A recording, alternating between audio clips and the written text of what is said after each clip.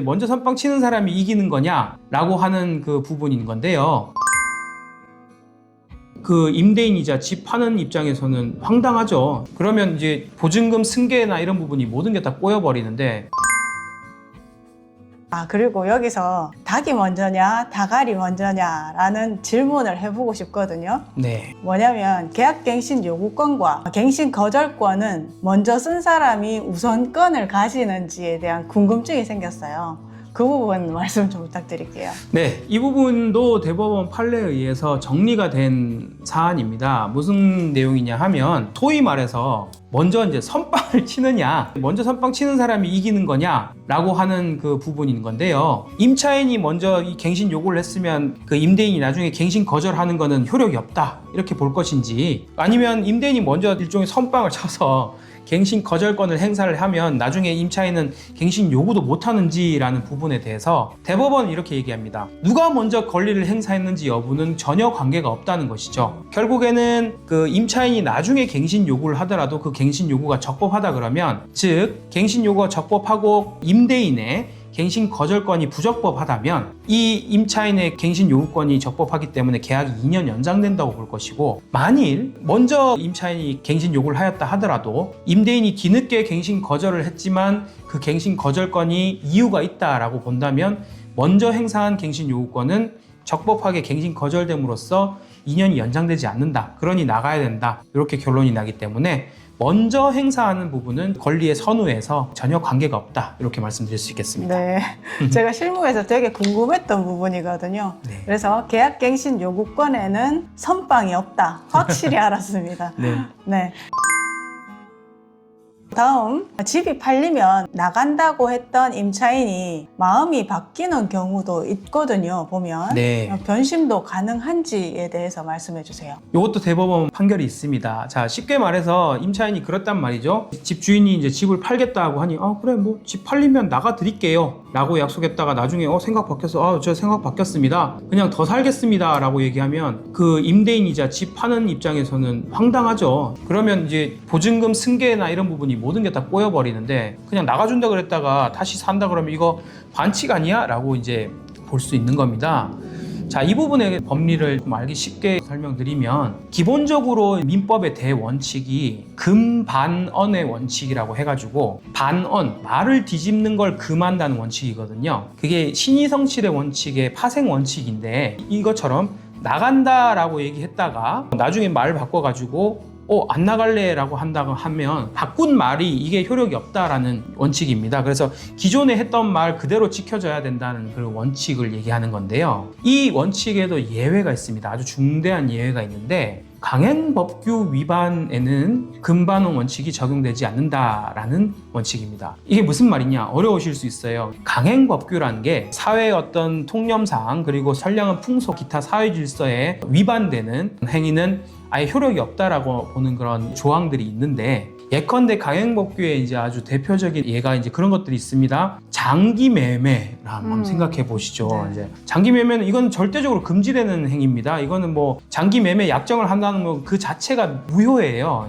강행법규 혹은 민법 103조 선량한 풍속 기타 사회 질서에 위반한 약정이라고 봐서 절대적으로 무효라고 보는데, 이렇게 말했다는 거죠. 처음에 내가 지금 돈이 너무 필요해서 그러는데 내 장기 좀 신장 하나 팔 테니까 뭐 돈 5천만 원 주세요 라고 약정을 했단 말입니다. 그러고 나서 막상 이제 돈 5천만 원 줄 테니까 장기 내놔 라고 했을 때 나 싫어요, 그거 안 지킬래요 하는 거는 말을 뒤집는 거지 않습니까? 그럼에도 불구하고 장기 매매라는 그 강행법규 혹은 선량한 사회 풍속 기타 사회 질서에 입각한 규정은 언제든지 위반한 내용도 주장할 수 있다라는 내용으로 가는 겁니다. 자, 그거를 이 사안에서 이제 적용을 해보면 주택임대차 보호법이 대표적인 강행법규입니다. 그래서 주택임대차 보호법에 위반되는 내용으로 임차인이 어떤 약정을 하거나 약속을 했다 하더라도 그 임차인은 얼마든지 그 법규에 부합하는 내용으로 말을 바꿀 수 있다는 내용이죠. 자, 이거를 지금 사안에 이제 돌아와서 설명을 해보면, 임차인이 팔리면 나가줄게 라고 하는 얘기는 팔리면 내가 계약갱신 요구권을 행사 안 할게 라는 얘기가 됩니다. 즉 주택임대차 보호법에서 보장되는 계약갱신 요구권을 포기하는 약정으로 볼 수 있거든요. 근데 임차인의 계약갱신 요구권은 강행법규고 이거는 어떻게든 지켜줘야 되는 내용이라는 겁니다. 그래서 이 강행법규에 위반한 약정이죠. 어떻게 보면 그걸 포기한다는 약정, 그렇게 얘기는 하긴 했지만 그걸 뒤집어서 다시 행사하겠습니다. 왜 법에 정해져 있는 권리니까요 라고 했을 때는 금반응 원칙이 전혀 적용되지 않고, 그래서 쉽게 말했을 때 임차인이 나가준다 그래 놓고는 나 다시 살래요 라고 했을 때 말을 뒤집는 건 반칙이긴 하지만 주택임대차 보호법의 강행법규성 때문에 그런 권리는 인정해야 된다라는 게 대법원 판결입니다. 그래서 결론을 한번 다시 정리를 해보면, 임차인이 팔리면 나가준다라고 했다가 한순간 말을 뒤집어서 아니요 나 그냥 다시 살래요 그런 말을 하긴 했는데 그거 그냥 말 뒤집을래요 해도 그거는 임차인 말대로 해줘야 된다, 그런 결론에 이르겠습니다. 네, 이 사안은 임대인에게는 좀 불리한 그런 상황인 것 같습니다. 계약갱신 요구권은 강행법규다. 네. 그러므로 임차인은 말 바꾸기가 가능하다. 알겠습니다.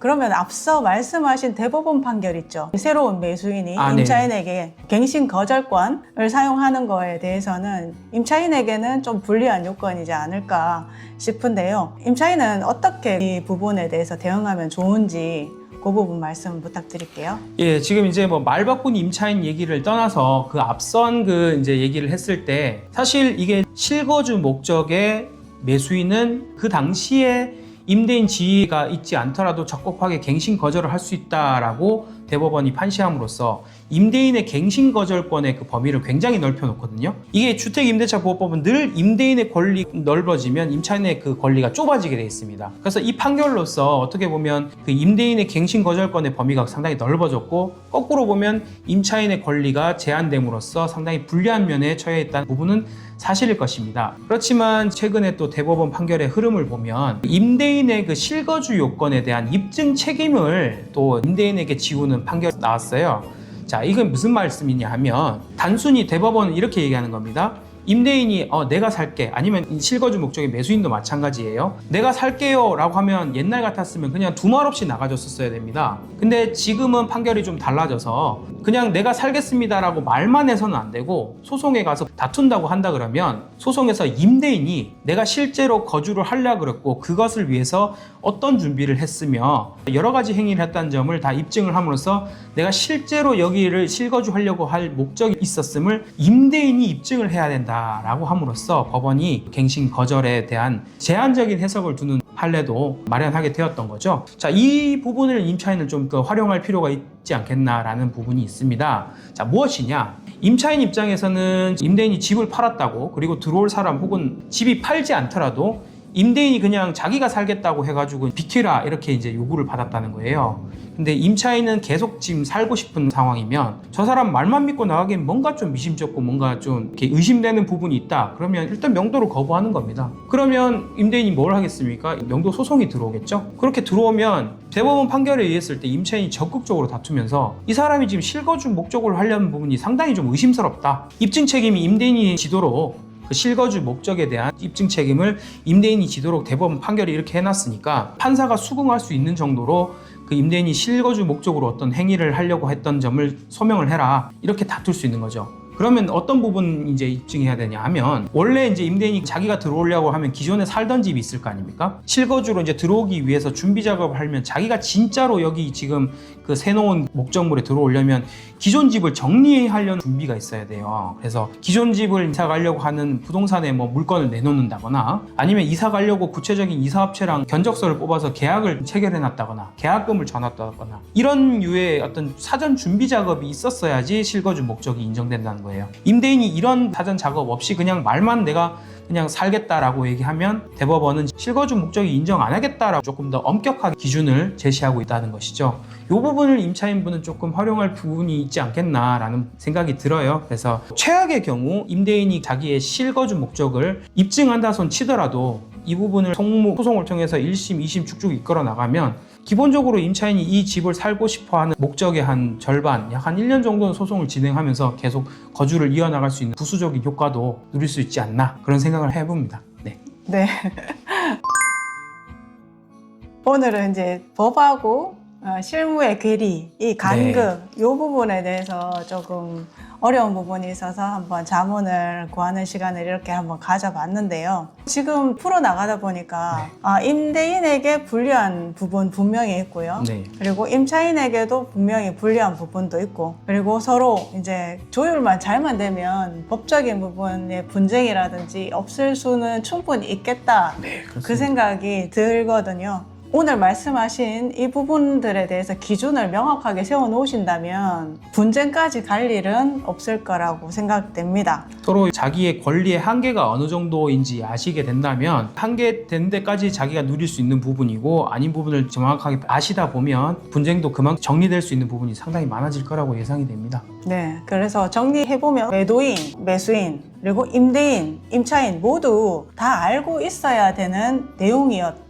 그죠? 법적 기준 안에서 권리를 주장할 수도 있고, 그리고 보호를 받을 수 있다는 것을 알게 된 시간이었는데요. 정리를 한번 해보겠습니다. 주택임대차보호법상 임차인은 계약갱신 요구권의 권리가 있고 임대인은 갱신 거절권이 있으며 이 두 권리를 주장하기 위해서는 임차인은 대항력을 갖추어야 하고 새로운 임대인 즉 매수인은 계약만으로도 가능하나 소유권 이전 등기 완료 시기까지 갖추어야 한다. 그리고 임대인 및 임차인은 계약 종료 6개월 전부터 2개월 전까지 권리를 주장할 수 있고 해당 요건을 충족해야 한다. 추가로 선빵은 없고 임차인은 말 바꾸기 가능하다. 여기까지 맞나요?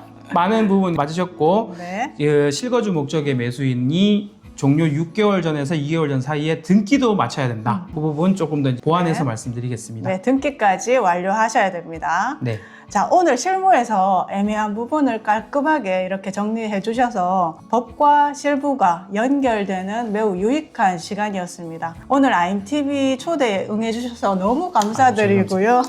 이상 준비한 내용은 여기까지입니다. 오늘 변호사님과 특별한 시간을 준비했는데요. 어떠셨나요? 이 시간이 유익하셨다면 댓글 많이 부탁드릴게요. 구독자님들의 반응이 좋아야 제가 또 변호사님 또 초청할 수 있거든요. 또 변호사님 채널도 많이 방문해 주시고 구독과 좋아요도 많이 부탁드릴게요. 네, 감사합니다.